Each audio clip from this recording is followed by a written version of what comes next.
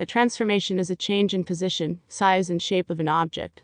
The main types of transformations are reflection, rotation,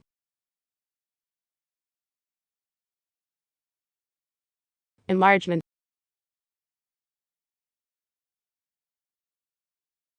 and translation. Let's look at each of these in detail.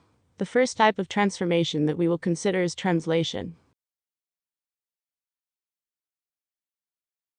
Translation occurs when every point in a shape is moved in the same direction for the same distance.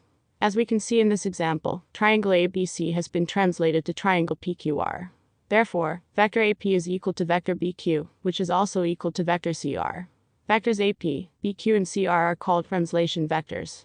Any translation can be written as a column matrix, XY, where X represents a movement of X units in the X-axis, and Y represents a movement of Y units in the Y-axis. In addition, a movement to the right is defined as a positive X movement, while a movement to the left is described as a negative X movement. Similarly, a movement going up is described as a positive Y movement, while a movement going down is described as a negative Y movement. Going back to our example, we can see that point A is translated from point -4, 3 to point P that is located at -2, 8.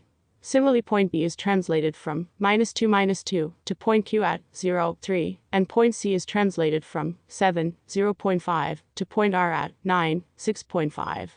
All these points are translated by 2 steps in the X direction and 5 steps in the Y direction.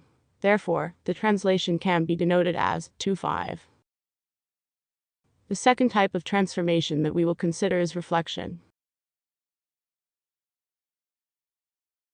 A reflection happens when every point of a shape is reflected the same distance from a mirror line.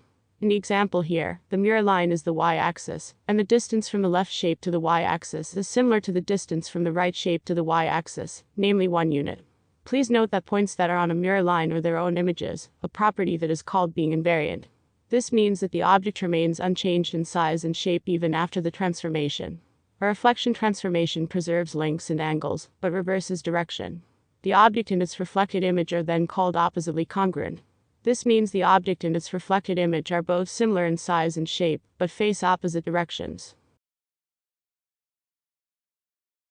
The third type of transformation that we will look at is rotation.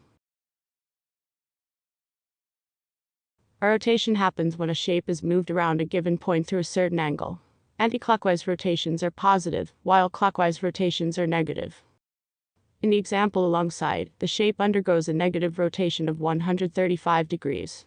The rotated image is termed as directly congruent to its original shape, meaning the reflected image maintains the same shape and size as the original image. Each point in the rotated image turns through an equal angle of rotation. The center of rotation is the intersection of the perpendicular lines that bisect each of the lines joining each of the rotated points as shown. Enlargement is the last and final transformation that we will cover. In enlargement, a shape enlarges so that all the lengths grow in a similar ratio to their initial lengths, and the angles remain the same as those on the original shape. The original and enlarged objects all share the same center point and are collinear. The shape may be enlarged by any factor, usually denoted by the letter K. The enlargement may be larger than the original, in which case K is positive, or the enlargement may be smaller than the original, in which case K is negative.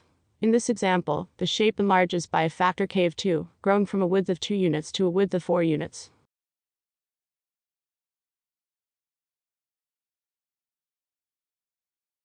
In this video, we learned about the various types of transformations, namely, translation, reflection, rotation, and enlargement.